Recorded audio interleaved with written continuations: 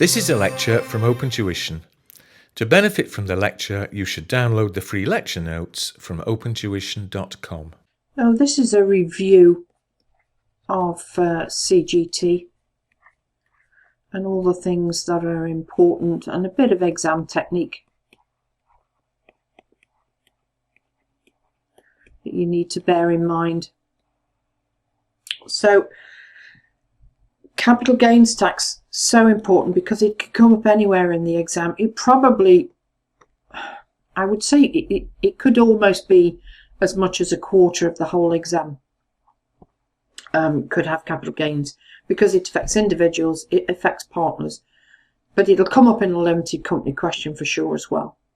The individual one could be a question on its own or part of anything, and obviously there are so many rules that they could ask in the multiple choice section in section N.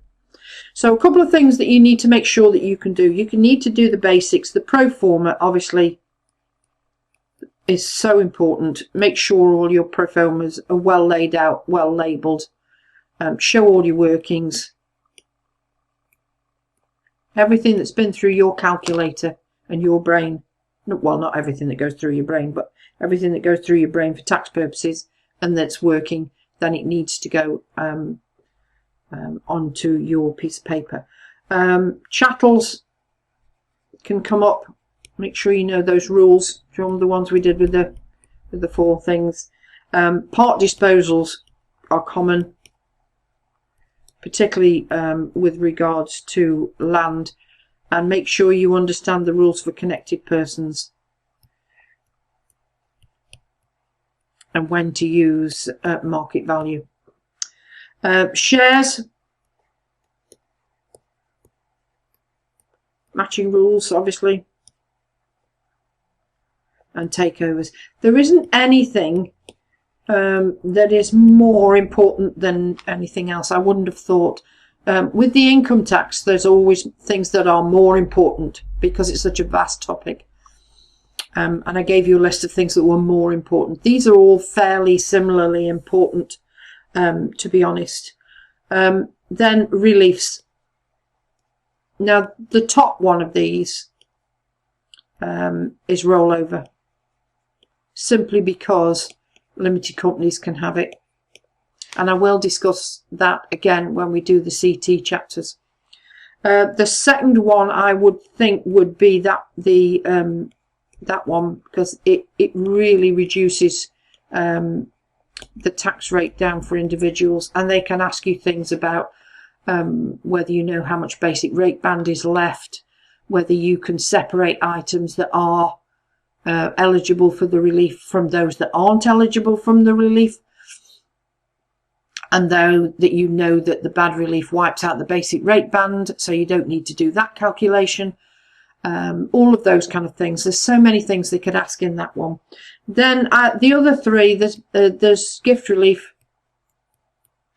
and PRR relief. I would have thought of all of them, the investors relief is probably the least likely to come up. But again, all of these, as I say, capital gains comes up in everything. So when it comes to exam practice and what you're going to do next step, okay, you should have done 3 chapters. You should have watched the lectures and done all the examples. Okay, watch them again, because in each one of those I either showed you the answer or gave you the answer.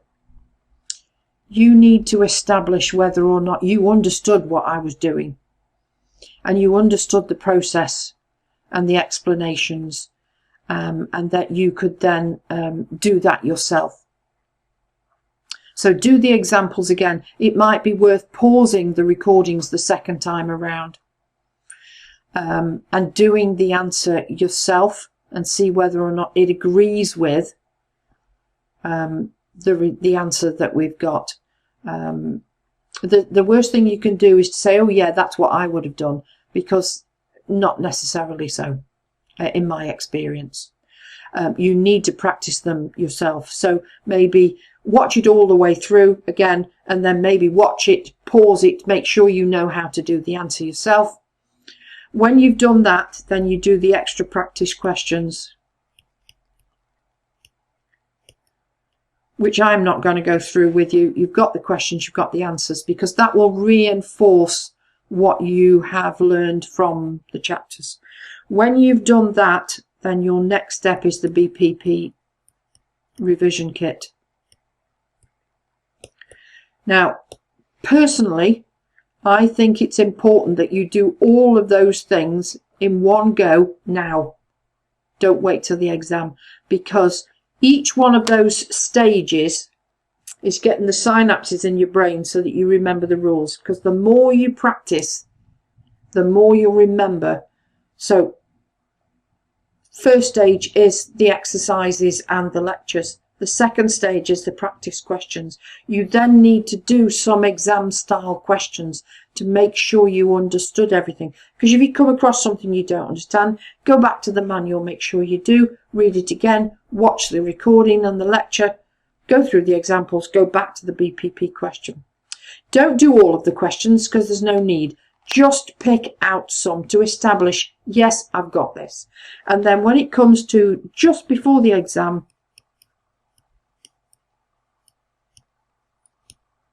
then you do revision, where you finish off all the rest of those questions. The multiple choice section A, the section B questions, which is multiple choice or drop down or simple calculations from a scenario, 5 questions, 2 marks each. And then the full length questions. That's where all the important bits are. So that's what I would suggest.